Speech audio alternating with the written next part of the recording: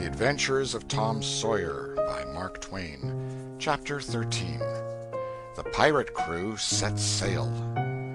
Tom's mind was made up now. He was gloomy and desperate. He was a forsaken, friendless boy, he said. Nobody loved him. When they found out what they had driven him to, perhaps they would be sorry. He had tried to do right and get along, but they would not let him. Since nothing would do them but to get rid of him, let it be so. And let them blame him for the consequences. Why shouldn't they? What right had the friendless to complain? Yes, they had forced him to it at last. He would lead a life of crime. There was no choice. By this time he was far down Meadow Lane, and the bell for school to "take up" tingled faintly upon his ear. He sobbed now to think he should never, never hear that old familiar sound any more. It was very hard, but it was forced on him.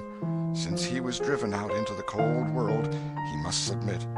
But he forgave them. Then the sobs came thick and fast. Just at this point he met his soul's sworn comrade, Joe Harper, hard-eyed and with evidently a great and dismal purpose in his heart. Plainly here were two souls with but a single thought.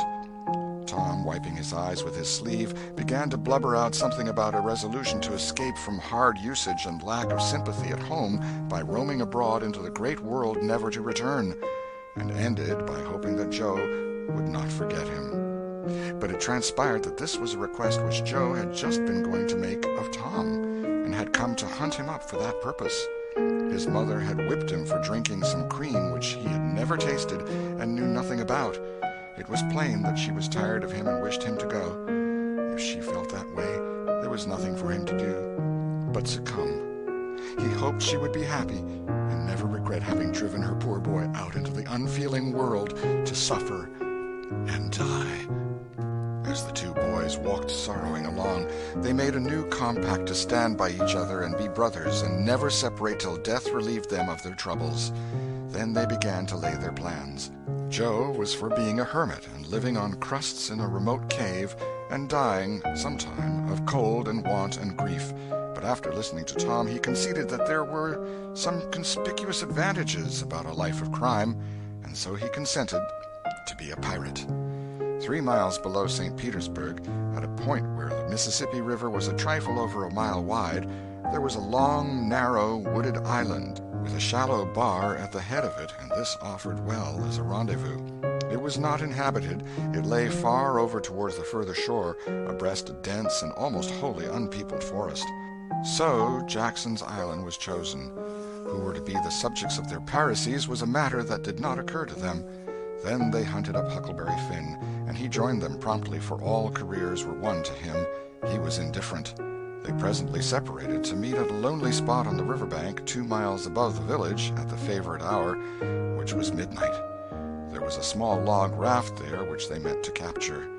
Each would bring hooks and lines and such provision as he could steal in the most dark and mysterious way, as became outlaws, and before the afternoon was done they had all managed to enjoy the sweet glory of spreading the fact that pretty soon the town would hear something.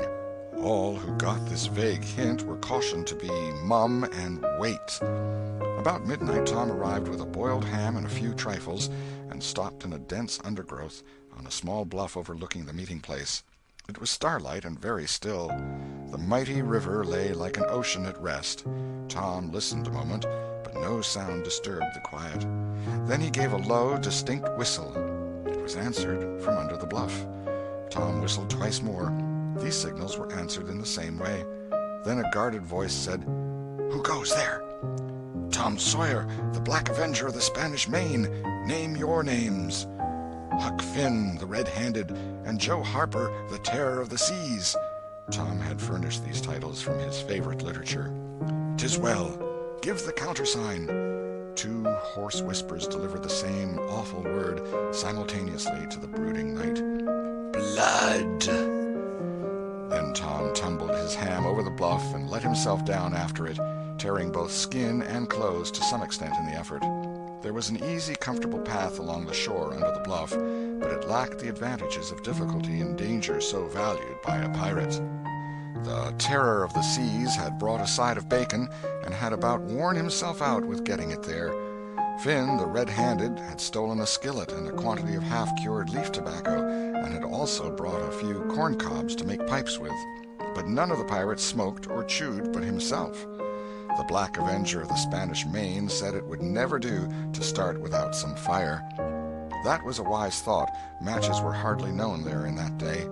They saw a fire smoldering upon a great raft 100 yards above, and they went stealthily thither and helped themselves to a chunk. They made an imposing adventure of it, saying "hist" every now and then, and suddenly halting with finger on lip, moving with hands on imaginary dagger hilts, and giving orders in dismal whispers that if the foe stirred to let him have it to the hilt, because dead men tell no tales. They knew well enough that the raftsmen were all down at the village laying in stores or having a spree, but still that was no excuse for their conducting this thing in an unpiratical way. They shoved off presently, Tom in command, Huck at the after oar, and Joe at the forward. Tom stood amidships, gloomy-browed and with folded arms, and gave his orders in a low, stern whisper. "Luff, and bring her to the wind." "Aye, aye, sir." "Steady, steady." "Steady it is, sir." "Let her go off a point." "Point it is, sir." As the boys steadily and monotonously drove the raft toward midstream, it was no doubt understood that these orders were given only for style, and were not intended to mean anything in particular. "What sail's she carrying?" "Courses, topsails, and flying jibs, sir." "Send the riles up. Lay out aloft there, half a dozen of ye, fore topmanstils'l. Lively now." "Aye, aye, sir." "Shake out that main topgallantsail. Sheets and braces. Now, my hearties." "Aye, aye, sir." "Heel 'em a lee, hard a port. Stand by to meet her when she comes. Port, port, now, men, with a will. Steady." "Steady it is, sir." The raft drew beyond the middle of the river. The boys pointed her head right, and then lay on their oars. The river was not high, so there was not more than a 2 or 3 mile current. Hardly a word was said during the next 3/4 of an hour. Now the raft was passing before the distant town. 2 or 3 glimmering lights showed where it lay, peacefully sleeping, beyond the vague, vast sweep of a star-gemmed water, unconscious of the tremendous event that was happening. The Black Avenger stood still with folded arms, looking his last upon the scene of his former joys and his later sufferings, and wishing she could see him now, abroad on the wild sea, facing peril and death with dauntless heart, going to his doom with a grim smile on his lips. It was but a small strain on his imagination to remove Jackson Island beyond eye-shot of the village, and so he looked his last with a broken and satisfied heart. The other pirates were looking their last too, and they all looked so long that they came near letting the current drift them out of the range of the island, but they discovered the danger in time and made shift to avert it. About 2 o'clock in the morning the raft grounded on the bar 200 yards above the head of the island, and they waded back and forth until they had landed their freight. Part of the little raft's belongings consisted of an old sail, and this they spread over a nook in the bushes for a tent to shelter their provisions, but they themselves would sleep in the open air in good weather, as became outlaws. They built a fire against the side of a great log 20 or 30 steps within the somber depths of the forest, and then cooked some bacon in the frying pan for supper, and used up half of the corn pone stock they had brought. It seemed glorious sport to be feasting in that wild freeway in the virgin forest of an unexplored and uninhabited island far from the haunts of men, and they said they never would return to civilization. The climbing fire lit up their faces and threw its ruddy glare upon the pillared tree trunks of their forest temple, and upon the varnished foliage and festooning vines. When the last crisp slice of bacon was gone, and the last allowance of corn pone devoured, the boys stretched themselves out on the grass, filled with contentment. They could have found a cooler place, but they would not deny themselves such a romantic feature as the roasting campfire.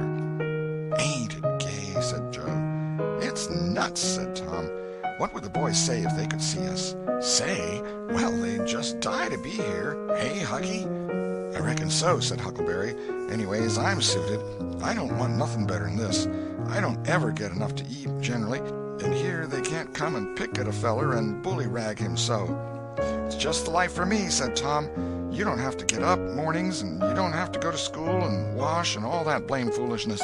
You see, a pirate don't have to do anything, Joe, when he's ashore, but a hermit, he has to be praying considerable, and then he don't have any fun anyway, all by himself that way." "Oh, yes, that's so," said Joe, "but I hadn't thought much about it, you know. I'd a good deal rather be a pirate, now that I've tried it." "You see," said Tom, "people don't go much on hermits nowadays, like they used to in the old times, but a pirate's always respected, and a hermit's got to sleep on the hardest place he can find, and put sackcloth and ashes on his head, and stand out in the rain, and—" "What does he put sackcloth and ashes on his head for?" inquired Huck. "I don't know, but they's got to do it. Hermits always do. You'd have to do that if you was a hermit." "Derned if I would," said Huck. "Well, what would you do?" "I don't know, but I wouldn't do that." "Why, Huck, you'd have to. How'd you get around it?" "Why, I just wouldn't stand it. I'd run away." "Run away? Well, you would be a nice old slouch of a hermit. You'd be a disgrace." The red-handed made no response, being better employed. He had finished gouging out a cob, and now he fitted a weed stem to it, loaded it with tobacco, and was pressing a coal to the charge and blowing a cloud of fragrant smoke. He was in the full bloom of luxurious contentment. The other pirates envied him this majestic vice, and secretly resolved to acquire it shortly. Presently Huck said, "What does pirates have to do?" Tom said, "Oh, they have just a bully time. Take ships and burn them, and get the money and bury it in awful places in their island where there's ghosts and things to watch it, and kill everybody in the ships, and make 'em walk a plank."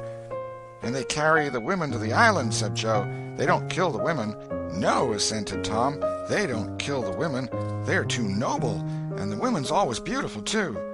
"And don't they wear the bulliest clothes? Oh, no, all gold and silver and diamonds," said Joe with enthusiasm. "Who?" said Huck. "Why, the pirates." Huck scanned his own clothing forlornly. "I reckon I ain't dressed fitting for a pirate," said he with a regretful pathos in his voice, "but I ain't got none but these." But the other boys told him the fine clothes would come fast enough after they should have begun their adventures. They made him understand that his poor rags would do to begin with, though it was customary for wealthy pirates to start with a proper wardrobe. Gradually their talk died out, and drowsiness began to steal upon the eyelids of the little waifs. The pipe dropped from the fingers of the red-handed, and he slept the sleep of the conscience-free and the weary. The Terror of the Seas and the Black Avenger of the Spanish Main had more difficulty in getting to sleep. They said their prayers inwardly and lying down, since there was nobody there with authority to make them kneel and recite aloud. In truth, they had a mind not to say them at all, but they were afraid to proceed to such lengths as that, lest they might call down a sudden and special thunderbolt from heaven. Then at once they reached and hovered upon the imminent verge of sleep. But an intruder came now that would not down. It was conscience. They began to feel a vague fear that they had been doing wrong to run away, and next they thought of the stolen meat, and then the real torture came. They tried to argue it away by reminding conscience that they had purloined sweetmeats and apples scores of times, but conscience was not to be appeased by such thin plausibilities. It seemed to them in the end that there was no getting around the stubborn fact that taking sweetmeats was only hooking, while taking bacon and hams and such valuables was plain simple stealing, and there was a command against that in the Bible. So they inwardly resolved that so long as they remained in the business, their piracies should not again be sullied with the crime of stealing. Then conscience granted a truce, and these curiously inconsistent pirates fell peacefully to sleep. End of Chapter 13. Chapter 14. Happy Camp of the Freebooters. When Tom awoke in the morning, he wondered where he was. He sat up and rubbed his eyes and looked around. Then he comprehended. It was the cool, gray dawn, and there was a delicious sense of repose and peace in the deep, pervading calm and silence of the woods. Not a leaf stirred, not a sound obtruded upon great nature's meditation. Beaded dewdrops stood upon the leaves and grasses, a white layer of ashes covered the fire, and a thin blue breath of smoke rose straight into the air. Joe and Huck still slept. Now, far away in the woods, a bird called. Another answered. Presently the hammering of a woodpecker was heard. Gradually the cool, dim gray of the morning whitened, and as gradually sounds multiplied and life manifested itself. The marvel of nature shaking off sleep and going to work unfolded itself to the musing boy. A little green worm came crawling over a dewy leaf, lifting 2/3 of his body into the air from time to time and sniffing around, then proceeding again, for he was measuring, Tom said, and when the worm approached him of its own accord, he sat as still as a stone, with his hopes rising and falling by turns, as the creature still came toward him or seemed inclined to go elsewhere. And when at last it considered a painful moment with its curved body in the air and then came decisively down upon Tom's leg and began journeying over him, his whole heart was glad, for that meant that he was going to have a new suit of clothes, without the shadow of a doubt a gaudy piratical uniform. Now a procession of ants appeared, from nowhere in particular, and went about their labors. One struggled manfully by with a dead spider 5 times as big as itself in its arms, and lugged it straight up a tree trunk. A brown-spotted ladybug climbed the dizzy height of a grass blade, and Tom bent down close to it and said, "Ladybug, ladybug, fly away home. Your house is on fire, your children's alone." And she took wing and went off to see about it, which did not surprise the boy, for he knew of old that this insect was credulous about conflagrations, and he had practiced upon its simplicity more than once. A tumblebug came next, heaving sturdily at its ball, and Tom touched the creature to see it shut its legs against its body and pretend to be dead. The birds were fairly rioting by this time. A catbird, the northern mocker, lit in a tree over Tom's head and trilled out her imitations of her neighbors in a rapture of enjoyment.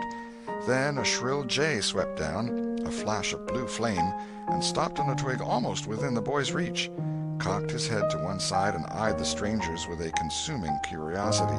A gray squirrel and a big fellow of the fox kind came scurrying along, sitting up at intervals to inspect and chatter at the boys, for the wild things had probably never seen a human being before and scarcely knew whether to be afraid or not.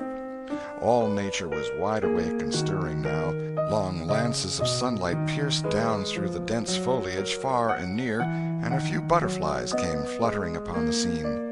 Tom stirred up the other pirates, and they all clattered away with a shout, and in a minute or two were stripped and chasing after and tumbling over each other in the shallow limpid water of the white sandbar. They felt no longing for the little village sleeping in the distance beyond the majestic waste of water.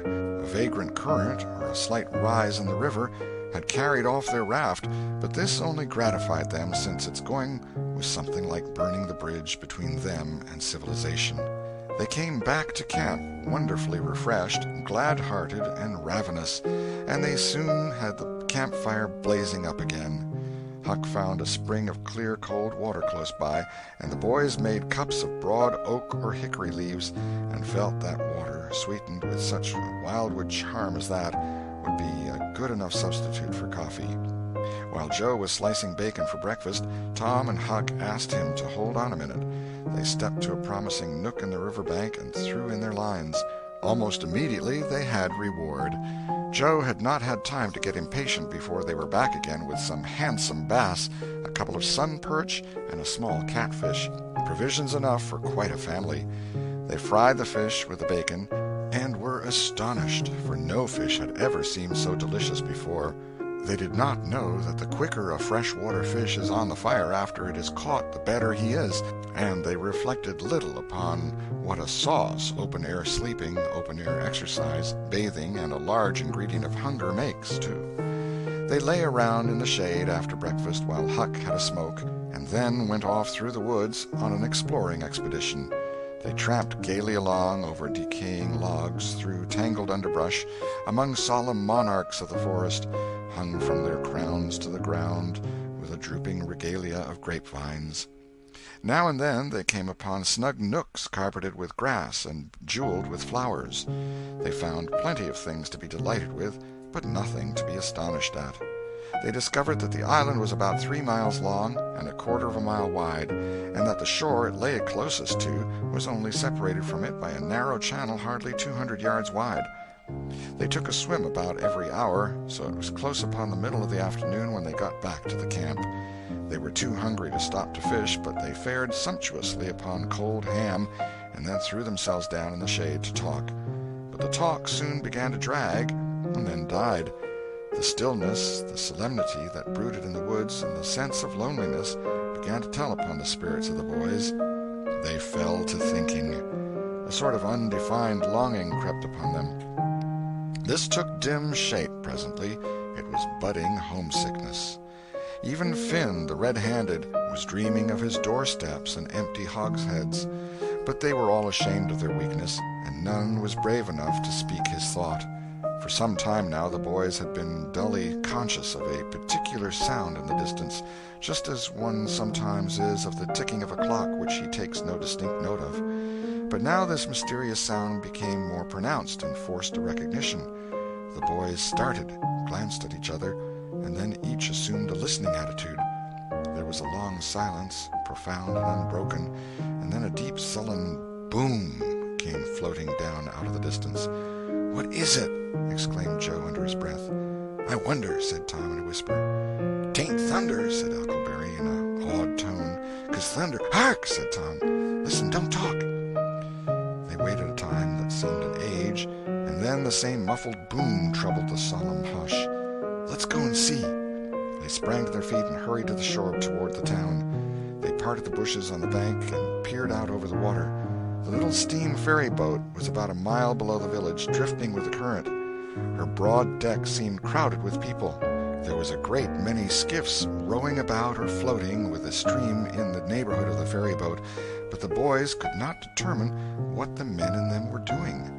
Presently a great jet of white smoke burst from the ferry boat's side, and as it expanded and rose in a lazy cloud, that same dull throb of sound was borne to the listeners again. "I know now," exclaimed Tom. "Somebody's drownded." "That's it," said Huck. "They done that last summer when Bill Turner got drownded. They shoot a cannon over the water, and that makes him come up to the top." "Yes, and they take loaves of bread and put quicksilver in them and set 'em afloat, and wherever there's anybody that's drownded, they'll float right there and stop." "Yes, I've heard about that," said Joe. "I wonder what makes the bread do that."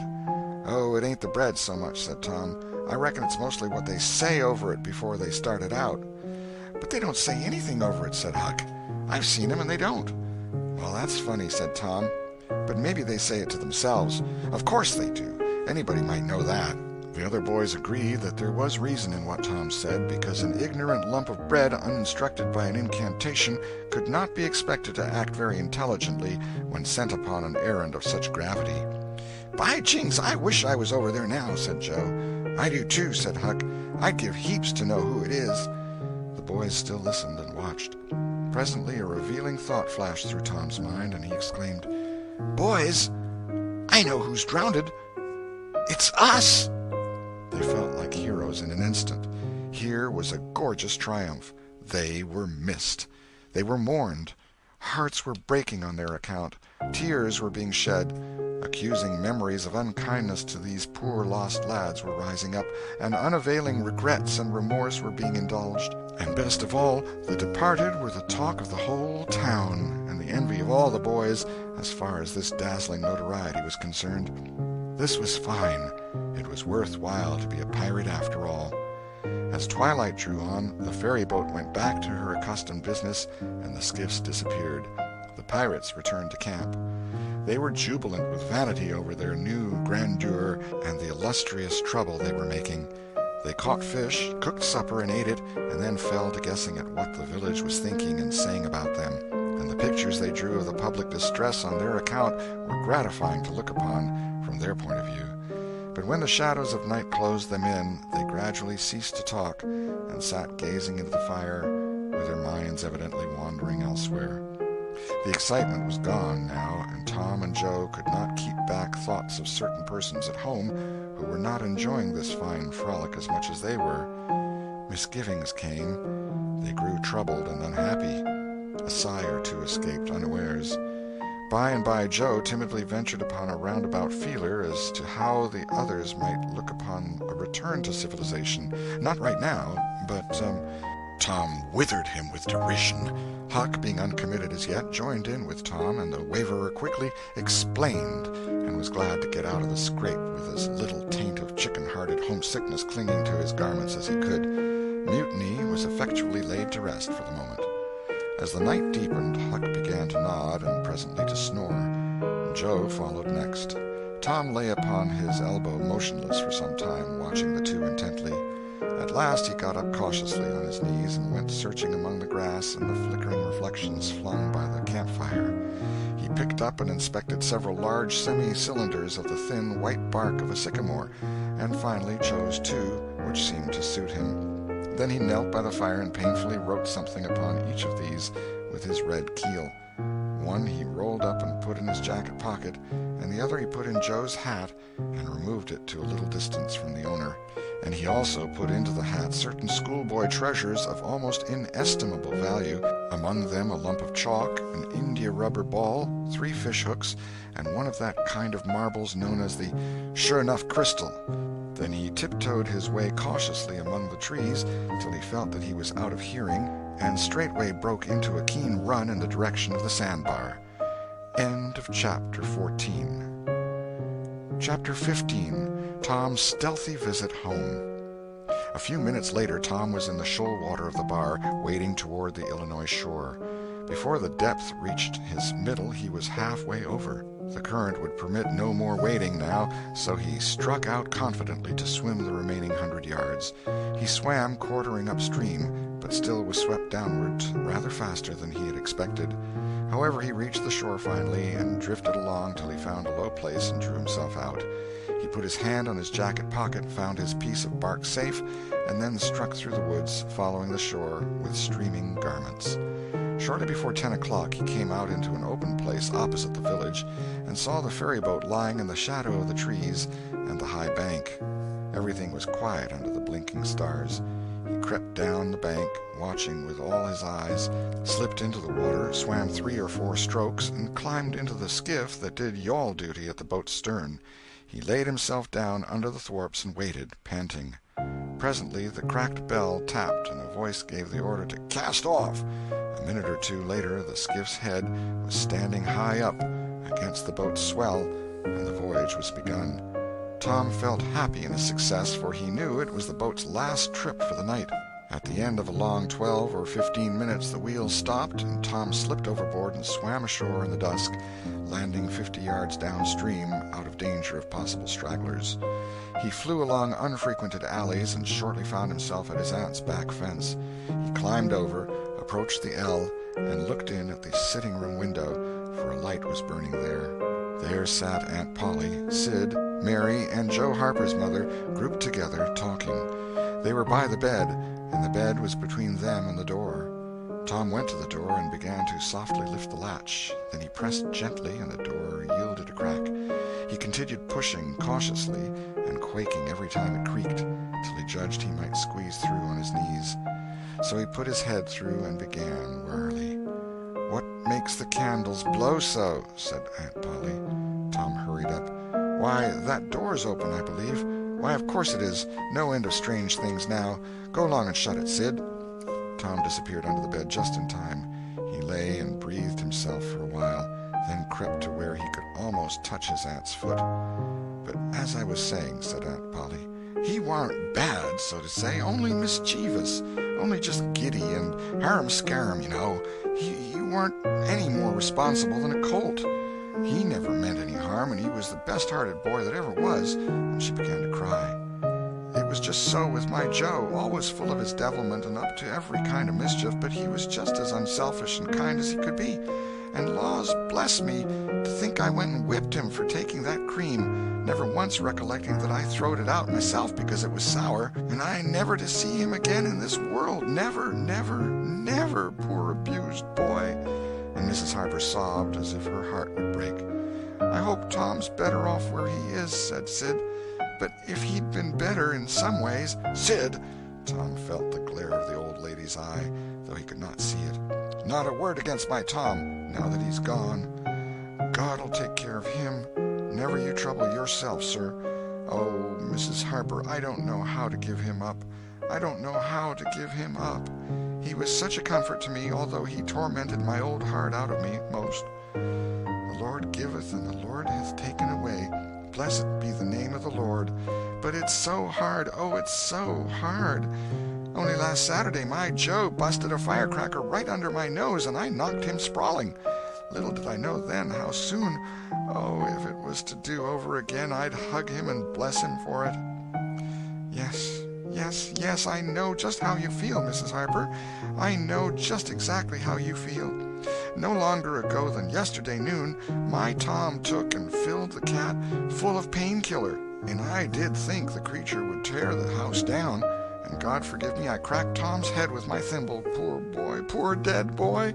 But he's out of all his troubles now, and the last words I ever heard him say was to reproach. But this memory was too much for the old lady, and she broke entirely down.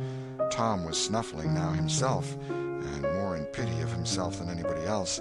He could hear Mary crying and putting in a kindly word for him from time to time. He began to have a nobler opinion of himself than ever before. Still, he was sufficiently touched by his aunt's grief to long to rush out from under the bed and overwhelm her with joy, and the theatrical gorgeousness of the thing appealed strongly to his nature, too, but he resisted and lay still. He went on listening, and gathered by odds and ends that it was conjectured at first that the boys had got drowned while taking a swim. Then the small raft had been missed.